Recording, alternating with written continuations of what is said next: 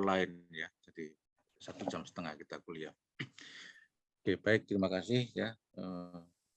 Kita mulai. Selamat pagi. Assalamualaikum warahmatullahi wabarakatuh.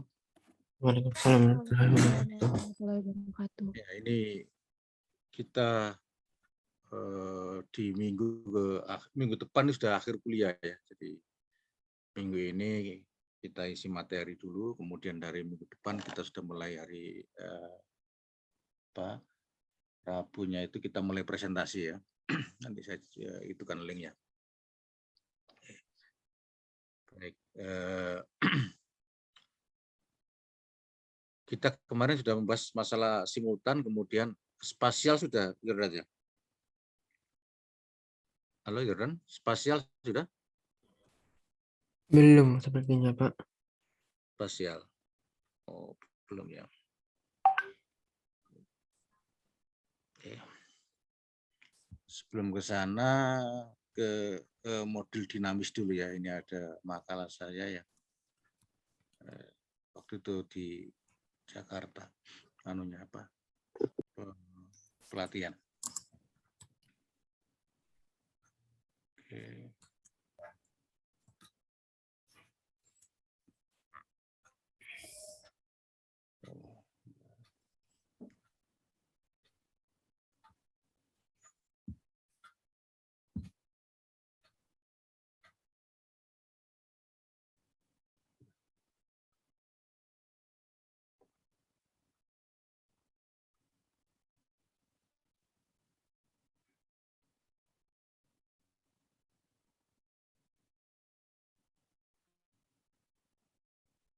Oke, ini data panel dinamis ya.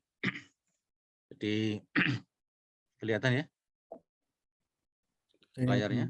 Iya, kelihatan. Tahun berapa? 2019. Jadi data itu ada yang dikumpulkan berdasarkan waktu ya, series waktu ya, bisa periodenya bisa tahun, bisa bulan, bisa hari, bahkan bisa jam gitu ya. Nah, itu yang namanya data time series. Ada juga data yang dikumpulkan secara bersamaan, namanya data cross seksional. Nah, kalau misalnya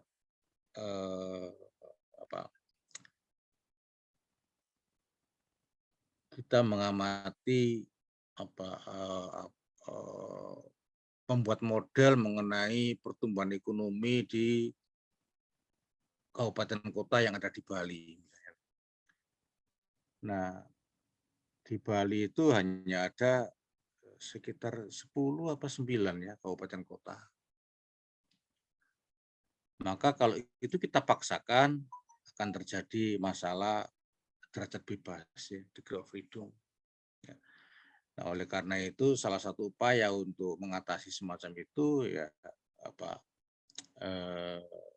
digabung antara data cross seksional dengan data time series. Ya, jadi penggabungan antara data cross seksional dan time series. Nah, jadi ya indeksnya I itu untuk yang cross seksional ya, T itu untuk yang time series. Nah, ada dua hal yang bisa kita lakukan ya. Yang pertama hanya menggabung. Jadi mula-mula kita punya 10 daerah ya, 10 cross seksional, kemudian kita amati selama 5 tahun. Maka seolah-olah kita punya data sebanyak 50 pengamatan. Nah, itu kalau seperti itu kasusnya itu namanya data pooling ya. Pooling data. Jadi hanya menggabungkan antara data cross seksional dengan data time series. Nah, sama juga kayak gini ada satu. Nah, kendalanya apa di dalam model ekonometrika ya? Berbeda dengan data yang time series. Kalau time series itu kan cenderung hanya satu variabel. kecuali kalau ada variabel X ya, exogennya. Nah, jadi kalau data time series itu kan hanya satu variabel, sehingga umumnya waktu periode waktu yang bisa dikumpulkan itu bisa leluasa, bisa leluasa. Data curah hujan misalnya, mulai tahun berapa sampai tahun berapa, bulanan kah atau harian kah, itu ada. Tetapi kalau kita menggunakan model ekonometrika dengan basic regresi, maka variabelnya kan banyak, ada Y, ada X1, ada X2 sampai X yang ke P misalnya. Nah, ketersediaan data inilah yang agak sulit. Ya. Nah, sehingga seringkali kalaupun toh kita gunakan data panel ya, di dalam realnya itu seriesnya nggak panjang. Seriesnya nggak panjang. Jadi itu kadang-kadang kita sudah mencoba untuk menggunakan series waktu tahunan, katakanlah ya, 10 tahun. Nah, kadang-kadang ada problem. Yang pertama adalah ketersediaan data. Apakah semua variabel ada balance selama 10 tahun. Kemudian yang kedua seringkali kendalanya, masalahnya itu adalah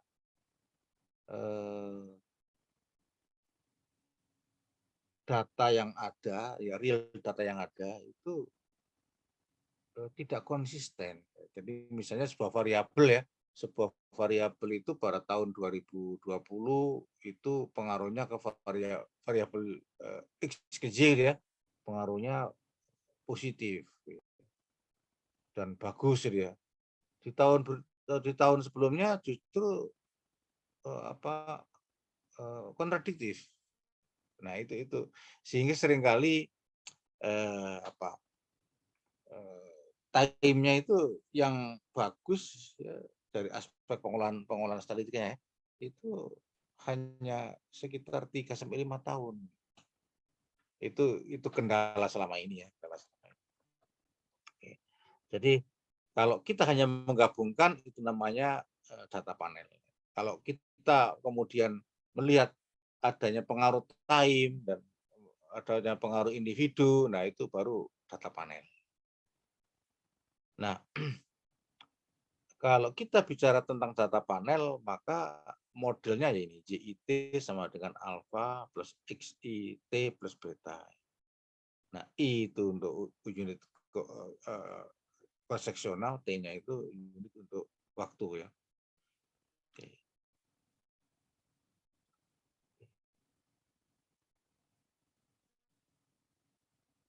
Nah, ada model yang seperti ini, ada model yang apa? Ini kan berarti apa? Ya, inilah yang apa? Datanya ini yang apa tadi hanya pooling data dia, menggabungkan antara data cross seksional dengan data time series ya, tanpa memperhatikan adanya pengaruh waktu dan individu. Pengaruh waktu itu time, pengaruh individu itu yang cross seksional ya. Jadi baik apa koefisien slope-nya maupun intercept-nya ini sama. Nah, yang fake effect, nah ini kalau fake effect itu apa? Ya.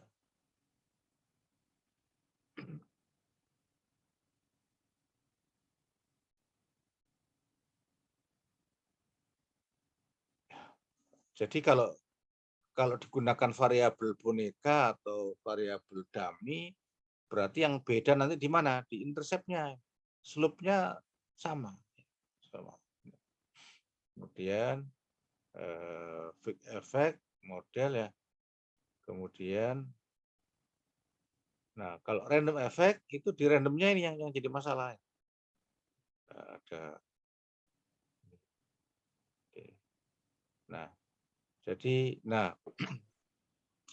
kemudian metode estimasinya kalau yang tidak ada masalah ya menggunakan ordinary squares ya. Kemudian ada LSDV ya, least squares dummy variable ya. Kemudian ada yang general least squares ya. Kemudian uji-ujinya ya. Uji ini Delanovanya sama dengan yang biasa ya. Ini tetap sama ya. Nah, sekarang kalau kita memperhatikan adanya waktu ya, time, unsur time, maka model gabungan antara ini yang panel, ini yang dinamis. Jadi panel dinamis. Nah, kalau model yang semacam ini unsur time-nya diperhatikan, diakomodasi di sini. IT, delta IT, nah ini yang dinamisnya ya. Ini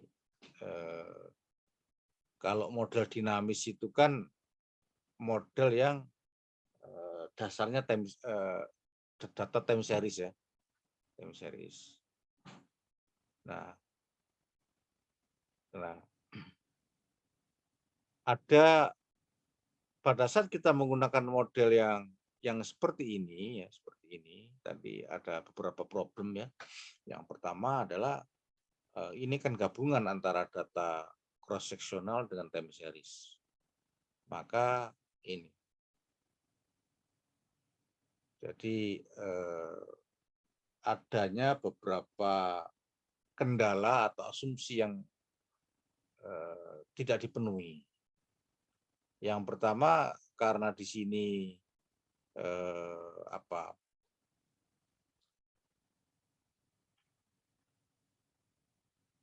data yang digunakan adalah gabungan antara time series dengan cross sectional ya. Nah, pada umumnya data yang bersifat yang dikumpulkan dengan time series ya, itu umumnya terjadi kasus autokorelasi.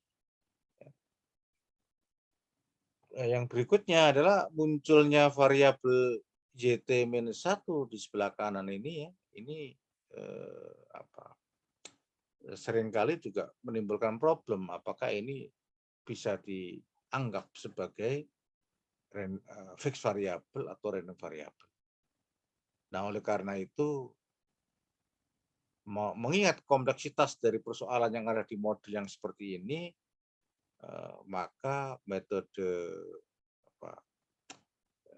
OLS ya, ada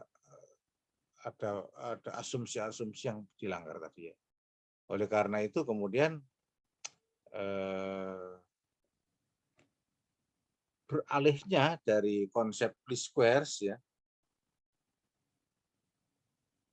ke konsep generalized GMM. Generalized methods moments ya. Nah, ada dua parameter di sini, ada parameter delta, ada parameter ini delta tadi adalah koefisien untuk yang dinamis ya, beta ini koefisien untuk yang ini yang eksogen. Eksogen. Nah, uji-ujinya pun beda dengan yang klasikal, dengan yang OLS ya. Ini menggunakan uji serentaknya menggunakan chi-square ya. Kemudian uji individual atau parsialnya menggunakan uji Z. Nah, kenapa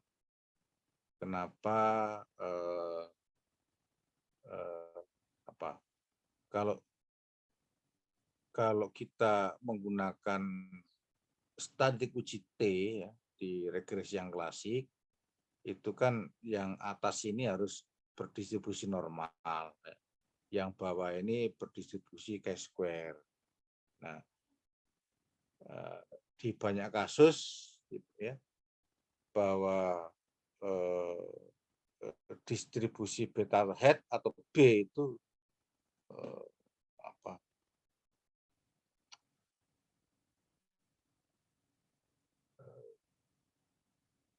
contohnya ini ya, contohnya ini apakah ada jaminan bahwa ini kan ada YT, ada YT, ada XT ya. Nah, YT-nya ini kalau fix ya bisa dipastikan dia betanya itu normal ya, mengikuti distribusi Z ini ya. Tetapi kalau ini adalah sebuah variabel random ya tidak bisa. Nah, oleh karena itu biasanya direkayasa dengan bahwa ini dibagi menggunakan yang namanya teorema limit pusat dengan konsep hukum bilangan besar, bahwa di dalam central limit theorem itu dikatakan bahwa suatu statistik ya dibagi dengan akar varian dari statistik tersebut, asalkan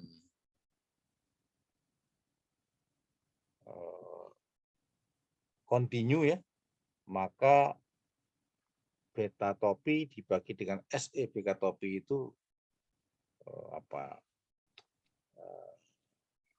aproksimasi ke normal distribution, normal standard distribution. Jadi atau ada yang mengatakan berdistribusi normal secara asimptotik atau asimptotik normal. Ini menggunakan. Nah, tapi syaratnya apa ya? Syaratnya kalau asimptotik itu kan konsep limit ya. Jadi n-nya harus besar. Ya. N-nya harus besar. Nah, pada kondisi data gabungan antara cross seksional dengan time series ya diharapkan n-nya besar ya.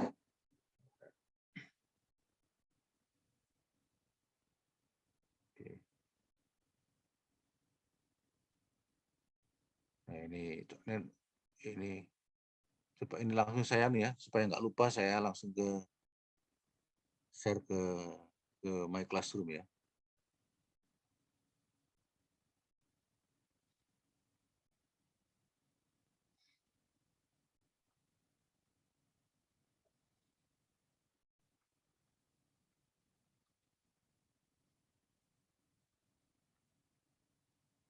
Nggak bisa ya. Oke, nanti habis kuliah aja. Ini sedang saya cari.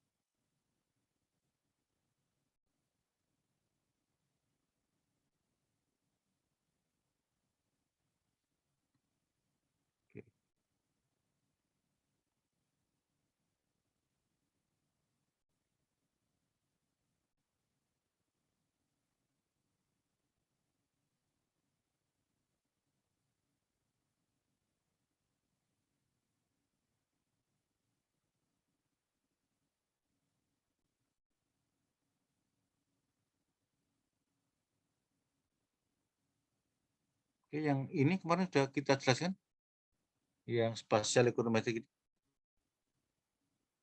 Halo? Oh, yang ini udah Pak, yang SAR SEM itu ya Pak. Oke. Oke, oke. Jadi yang simultannya belum ya? Ini sudah.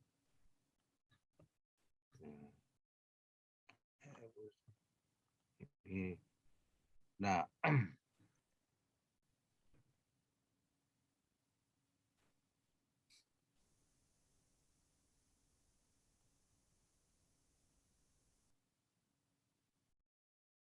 nah ini seringkali gini ya, seringkali ini yang Moransky ya, Moransky itu ini. Jadi ada SAR, ada SEM ya. Jadi SAR itu adalah apa? Adanya dependensi di variabel respon ya Z. Kemudian ini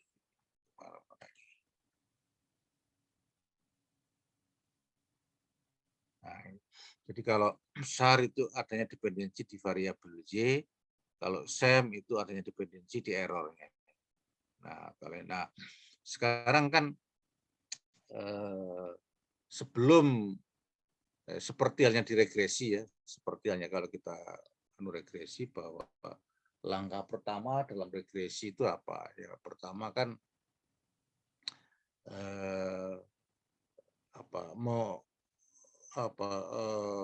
mencari materi korelasi ya. Nah, di dalam spasial ekonomi itu juga demikian. Apakah yang model yang kita gunakan nanti itu SAR atau SEM? Ya. Maka ada ada upaya untuk deteksi awal. Apakah model yang nanti kita gunakan SAR atau SEM? Nah, salah satu uji yang digunakan uji ini,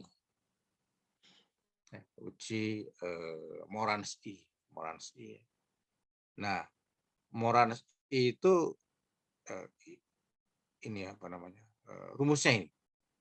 Nah, kalau X-nya ini kita ganti dengan Z, ya berarti kita menguji apa? YI dengan YJ, berarti menguji apa? Adanya dependensi di variabel respon.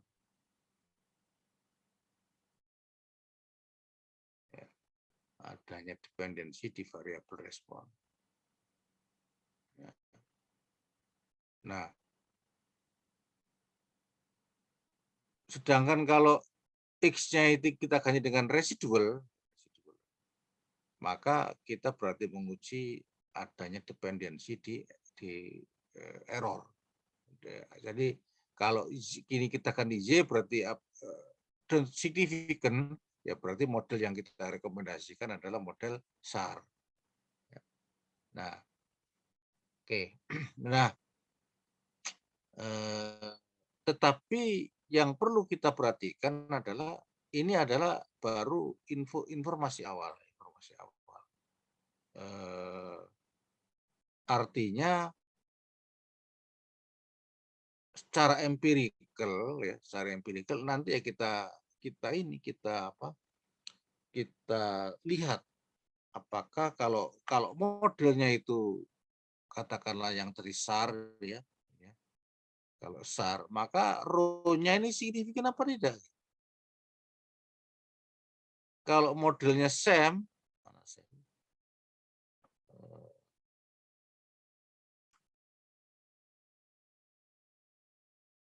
kalau SAR berarti rho-nya signifikan apa tidak? Kalau modelnya yang kita rekomendasi SEM, lambdanya signifikan apa tidak? Seperti halnya kalau di regresi kan kalau kita awalnya kan kita itu ya korelasi antar X ya, kemudian kita regresikan ya, ujung-ujungnya kan yang justru kita evaluasi kan di hasilnya ya. Nah, seperti yang kita jelaskan bahwa antara model SAR dengan model SEM secara teoritis tidak terjadi masalah apa-apa ya, tidak terjadi problem. Tetapi secara empirical ya, itu yang jadi masalah. Jadi, kalau terjadinya dependensi itu di variabel Y, enak interpretasinya kan ya, rho-nya ketemu sekian gitu. Ini berarti kan apa? Katakanlah Y-nya itu pertumbuhan ekonomi Surabaya, ini kan pertumbuhan ekonomi daerah sekitar Surabaya. Masih mungkin untuk diinterpretasikan. Tetapi kalau errornya, nah ini interpretasinya yang susah. Jadi walaupun secara teoritis itu dimungkinkan adanya model SEM ya, tetapi secara empirical banyak yang menggunakan SAR ya, karena dari aspek interpretasi lebih mudah. Nah, kita lihat contoh. Jadi uji. Nah,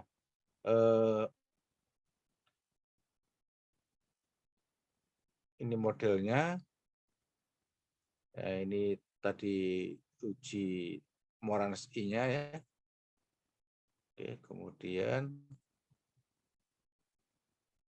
ini menguji ya. Selain Moranes I, ada juga uji Lagrange multiplier ya, LM test. Jadi juga menguji rho-nya ini menguji SAR, lambda-nya menguji SEM ya. Kalau menguji dua-duanya ya SARMA.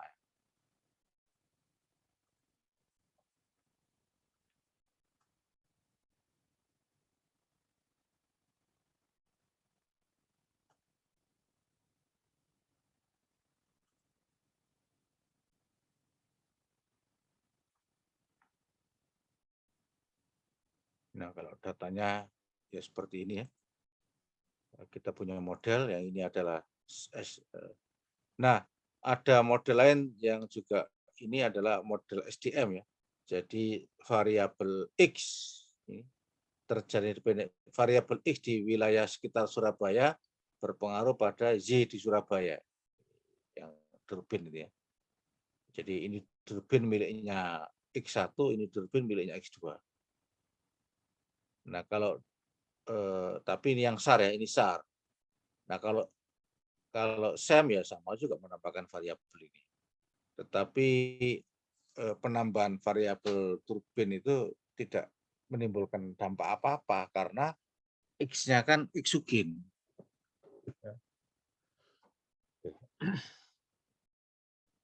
Nah, sekali lagi ini juga masih sebuah hipotesa kan. Apakah nanti beta 1, jadi ini bukan beta 1 ya ini. Ini kok sama beta satunya ya, beda ini beda. Apakah nanti yang di sini signifikan apa tidak? Terus rho-nya signifikan apa tidak? Jadi, coba kita melihat ini ada PDB sektor industri itu katakanlah ada 3X yang berpengaruh ya. Investasi, tenaga kerja, dan kapital. Nah, kemudian ini yang bagaimana cara menentukan bobot ya. Bobot. Seringkali di dalam ekonometrik ya, kedekatan antar wilayah itu secara teoritis ada dua. Yang pertama adalah kedekatan secara geografis.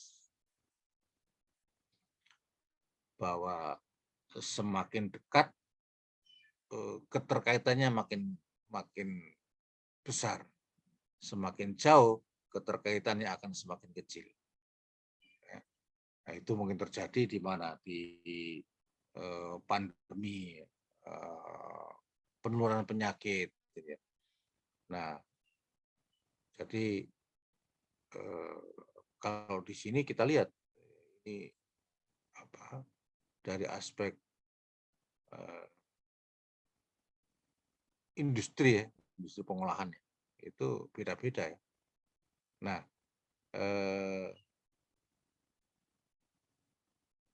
yang kedua selain tadi kedekatan secara geografis, ya kedekatan secara ekonomis. Nah, kalau kita menggunakan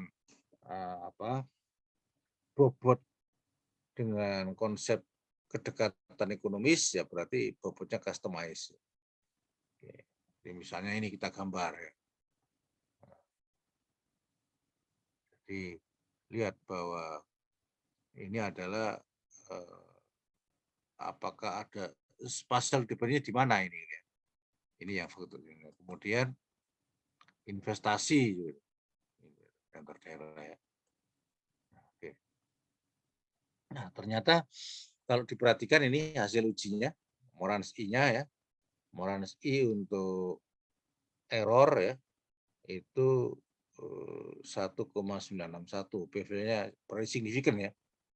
Kemudian Lagrange multiplier-nya juga signifikan ya, untuk lag. Sedangkan Lagrange multiplier untuk error itu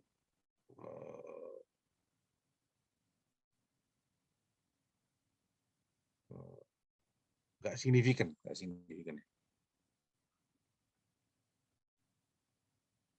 Nah, kemudian setelah di runs ya, setelah di runs dengan SEM ya,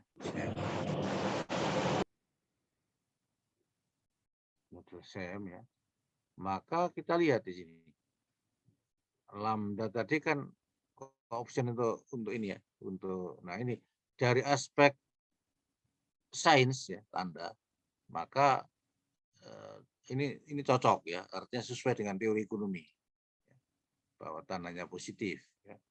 Terus signifikan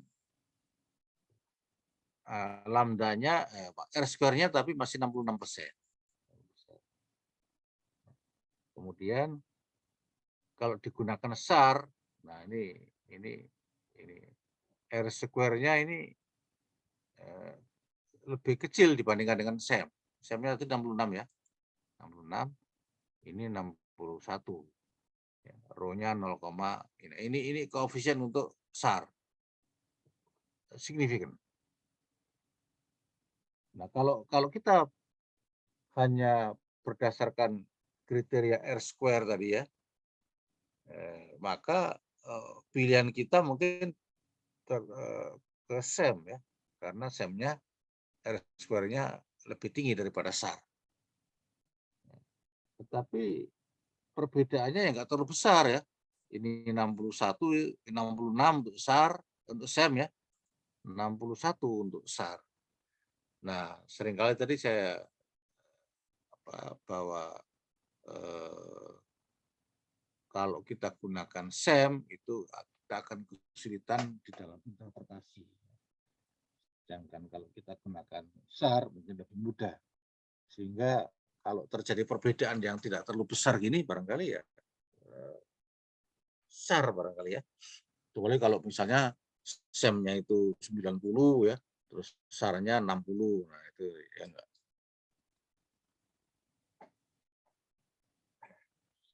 Kemudian kalau kita lanjut ke ini model SDEM. Ternyata apa? Ternyata apa?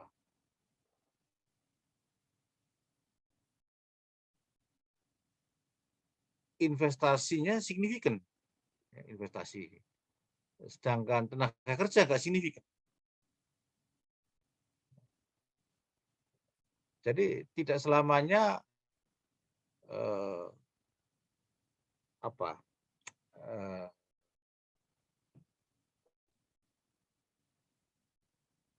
Kalau kita tadi ya di sini di model ya di model. Nah ini kan turbinnya kan semua X ya. X1 ada turbinnya, kemudian X2 ada turbinnya. Ternyata turbin untuk X1 signifikan, turbin untuk X2 nggak signifikan. Ya, artinya apa? Itu model itu nggak selamanya harus lengkap begini. Boleh juga kalau misalnya ternyata turbin untuk X2-nya nggak signifikan, ya keluarkan aja. Kita nggak usah menggunakan turbin X2. Nah, gitu maksudnya. Jadi apa? dugaan-dugaan awal itu tidak selamanya setelah di-run dan diuji signifikan ya. Oke, ini tadi yang SDM ya. Terus dengan bertambahnya model turbin itu tadi R-square-nya naik dari 66 ke 73. Lambdanya masih signifikan ya, tapi turbin tenaga kerja nggak signifikan.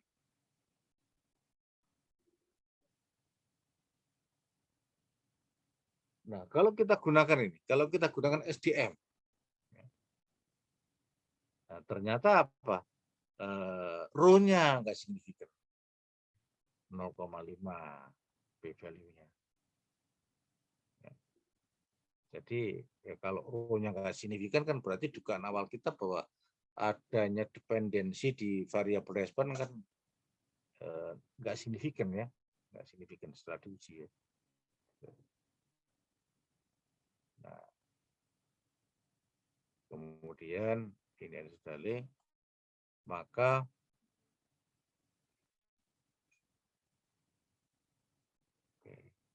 nah itu yang nanti pertimbangan-pertimbangan yang kita gunakan untuk mendapatkan model terbaik. Ya. Jadi ya kalau kita lihat dari hasil pengolahan ini, maka terbaiknya yang mana ini? Ya mungkin di sini ya, di SDM ini ya. Bahwa tetapi bobot untuk tenaga turbin untuk tenaga kerjanya ya nggak signifikan. Yang signifikan hanya investasi dan tenaga kerja, kemudian bobot spasial di errornya ya. Nah, cuma sekali lagi interpretasinya yang agak kesulitan pada saat error ya. Nah, ini masih spasial untuk single equation. Ya mungkin untuk level S1 sampai di situ aja ya. Jadi spasialnya jangan yang simultan. Kalau spasial simultan agak ya biarkan yang S2. Tapi kalau mau ke sana ya silakan. Oke, itu ada pertanyaan?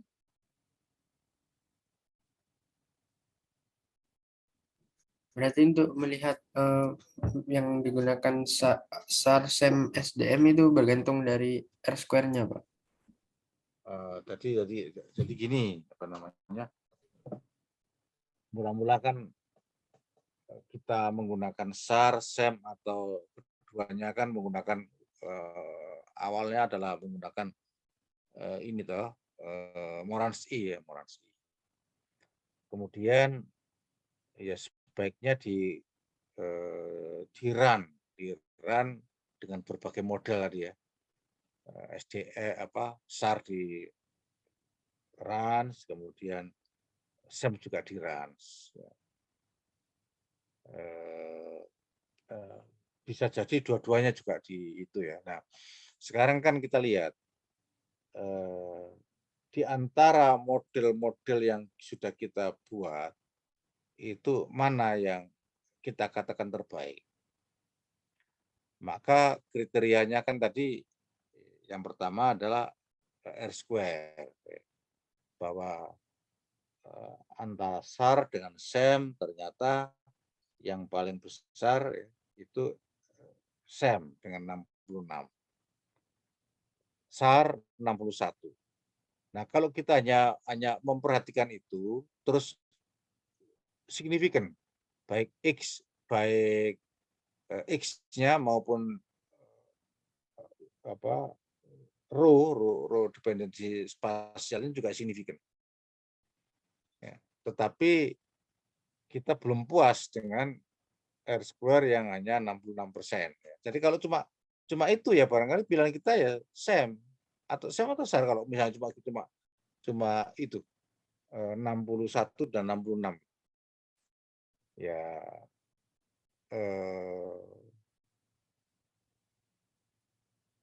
yang namanya pilihan seperti itu ya tergantung kita sebagai pengguna. Jadi kalau dilihat dari R-square, ya kita pilih yang mana? SEM kan ya. Nah, tetapi perlu dilihat bahwa perbedaan R-square antara SEM dengan SAR itu nggak terlalu besar, 61 dan 66. Sementara interpretasi model untuk SAR jauh lebih mudah dibandingkan dengan SEM. Nah, sekarang kita mau pilih yang mana, gitu kan ya? Apakah bertahan pada R-square yang paling besar, ataukah pada kemudian aspek interpretasi. Nah, tapi lihat R-square-nya baru 66. Kita mencoba untuk menambah variabel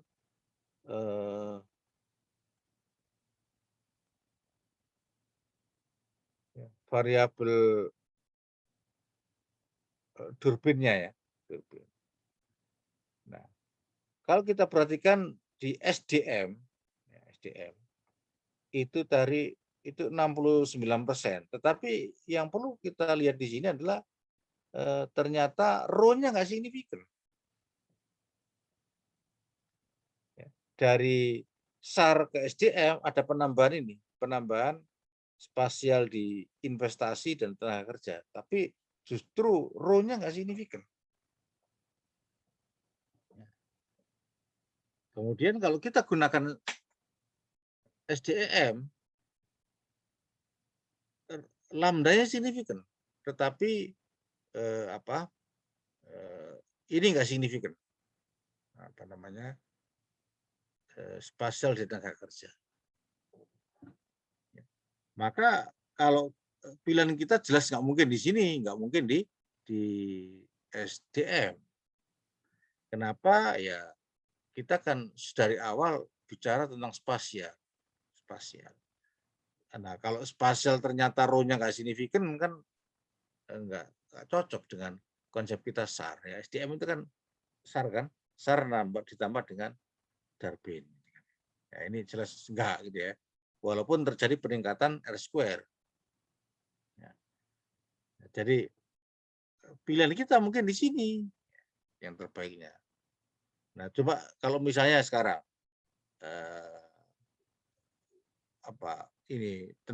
bobot tenaga kerja ini kita keluarkan dari model, apakah juga mengganggu model apa tidak? Kalau misalnya berakhir di sini pun sudah bagus, bahwa kita tahu yang signifikan hanya investasi, tenaga kerja, dan Darwin untuk investasi, sementara Darwin untuk tenaga kerja nggak signifikan. Jadi tidak hanya R-square maksud saya, tidak R-square. Kalau kita hanya bicara R-square tadi dari SAR ke SDM itu terjadi peningkatan, tetapi justru SDM membuat spasialnya nggak signifikan. Jadi pemilihan model terbaiknya itu pertimbangannya banyak, tidak hanya pada pertimbangan R-square. Itu maksudnya. Ya, terjawab? Oh iya Pak, baik, sudah terjawab.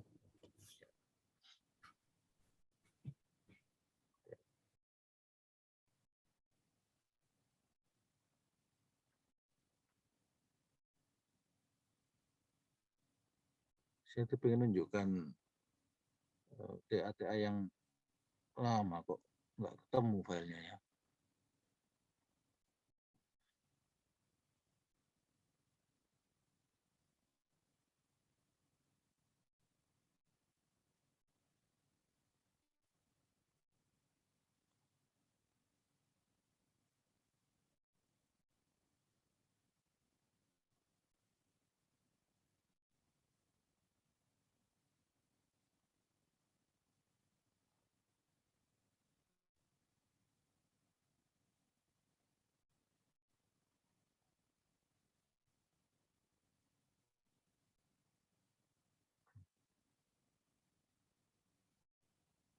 Ini contoh TA yang berikutnya ya.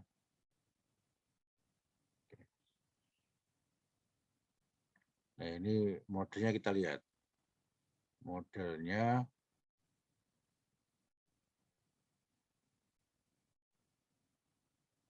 data panel ya.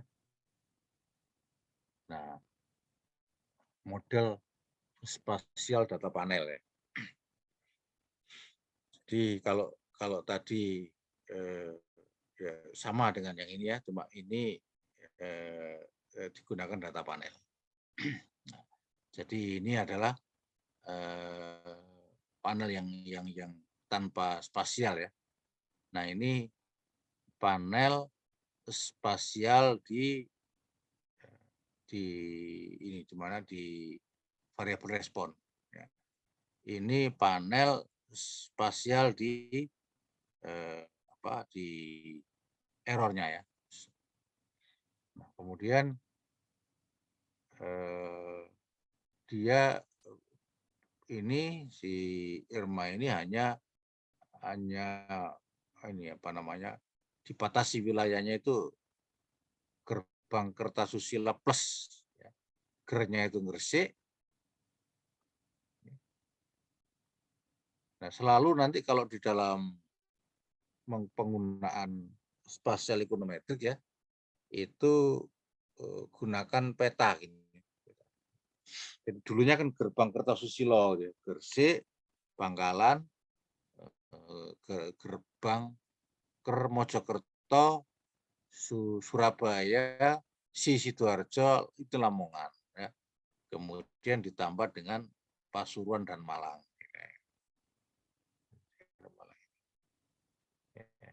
Nah, dianggap bahwa ini daerah yang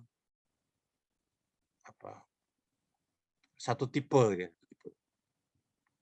Nah, sehingga kemudian digunakan bobotnya ini. Jadi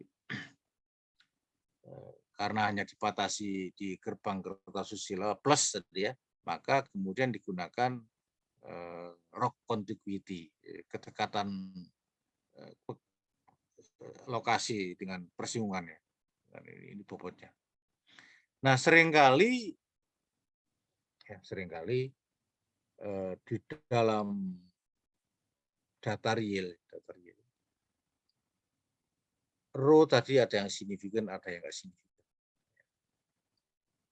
Jadi bobot spasial ya karena kita kan kalau misalnya Anda tugas akhirnya adalah ini ya, mengenai spasial ekonometrik gitu ya. Ternyata terus koefisien spasialnya nggak signifikan, kan ya kurang pas ya, nggak pas dengan judulnya itu ya. Nah, ada beberapa kemungkinan pada saat bobot spasialnya nggak signifikan. Kemungkinan yang pertama adalah ya memang nggak ada hubungan bahwa yang kita hipotesakan ada hubungan antar daerah itu ternyata tak terbukti. Kalau seperti itu ya aman, ya selesai kan. Berarti ya nggak logis ya. Judulnya adalah panel spasial ya, ternyata nggak signifikan. Nah, tetapi kemungkinan yang kedua adalah adanya kesalahan di dalam pembuatan bobot.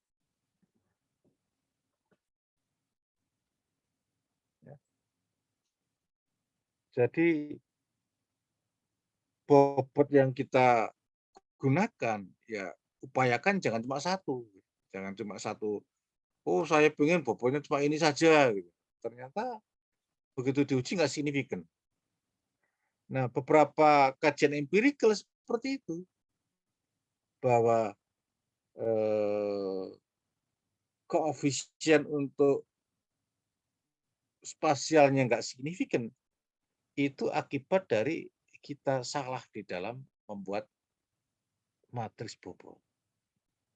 Nah, makanya apa pembuatan matrik itu ya, itu ya, upayakan tidak cuma satu. Oh, saya maunya yang rock untuk BTS saja gitu. Jadi kita biarkan bebas dulu sampai di mana agar koefisien untuk bobot spasialnya itu signifikan. Ya. Oke. Nah ini uji Lagrange multiplier ya. Kita lihat ini yang saja langsung ke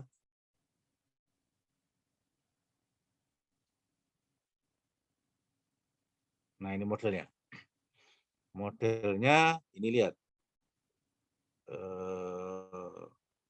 PDRB ya, PDRB ini bobot PDRB jadi spasial SAR nih, SAR. Kemudian ini adalah X-nya ya, X1, X2, X3. Nah, jadi ini adalah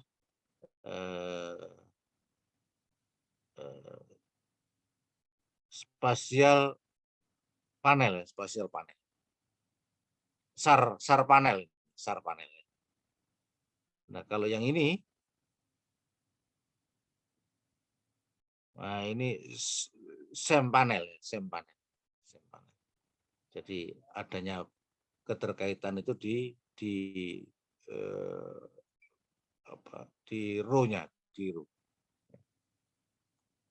Nah, kemudian kita lihat ininya. Nah, ini diestimasi. SAR dengan fixed effects. Ternyata apa yang terjadi? Koefisien, oh ini bagus. Dari aspek tanda cocok ya. Kemudian ini ada nggak signifikan, BMD nggak signifikan. Nah, BMBBC nggak signifikan. R square-nya tinggi. Ya. Delta signifikan. Ya. Besar ya. Kemudian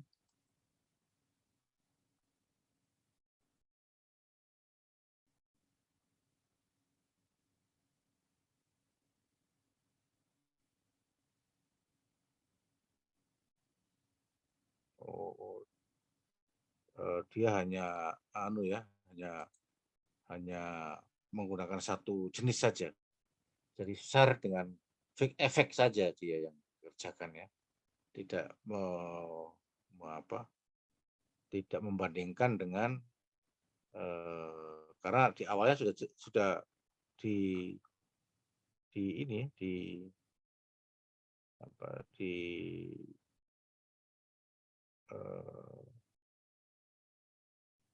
batasan masalah ya, batasan masalah di mana?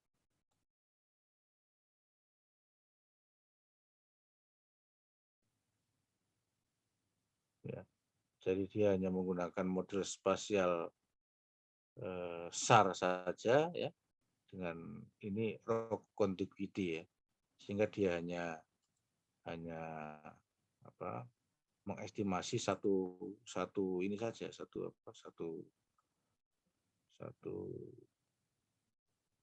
model ya. Jadi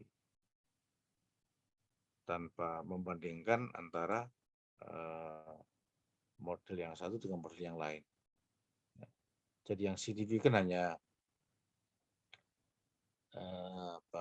DKI ya, len DKI, kemudian len BPG ya, kemudian spasial yang signifikan. Sementara untuk BMD dan BPG-nya nggak signifikan.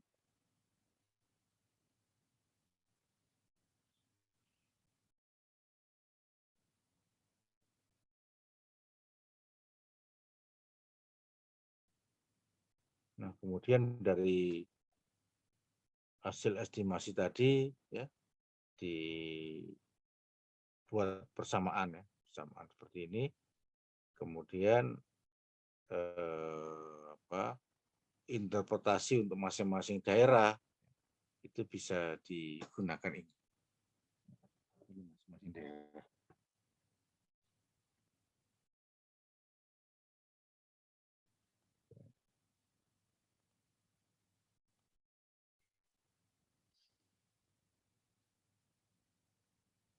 Baik, itu barangkali yang bisa kita tambahkan di materi hari ini. Nah, nanti kita mulai hari Rabu nanti kita presentasi ya. Kemudian ya mungkin nggak sekali ya.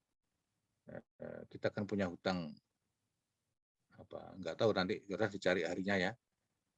Kalau bisa ya sebelum presentasinya itu sebelum UAS ya. Jadi kita tuntaskan di minggu depan.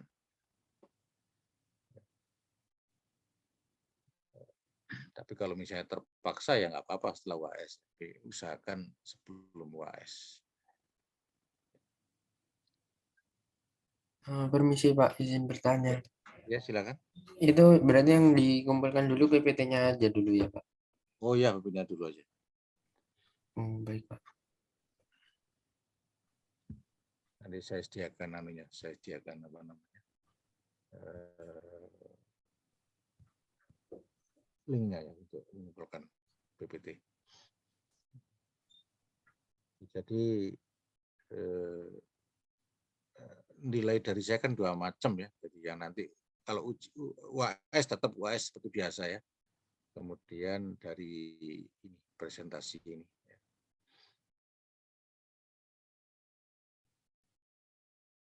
Ini Sabtu ini banyak kuliah pengganti ya.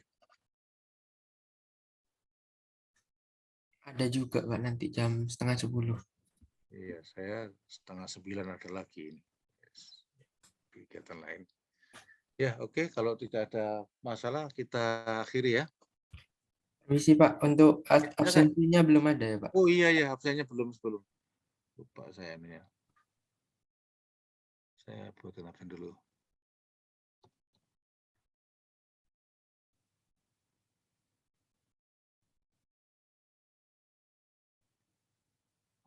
Presensi.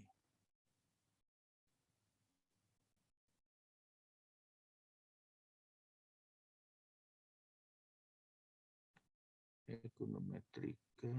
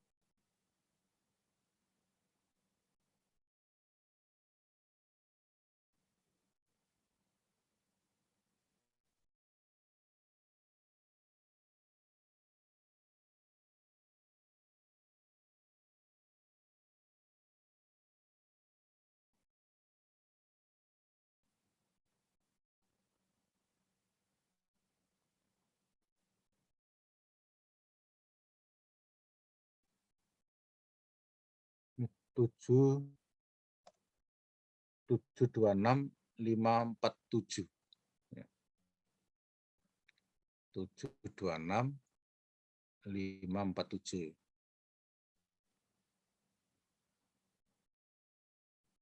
Ya, silakan itu absen ya.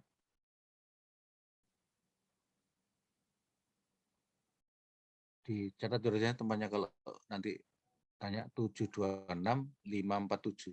Ya baik Pak, sudah. Oke, saya tutup ya. Saya tak yang lain ya.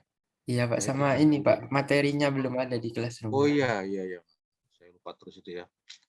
Oke. Saya masukkan sekarang ini. Saya langsung saya keluar langsung isi materi ya. Iya baik Materi. Pak.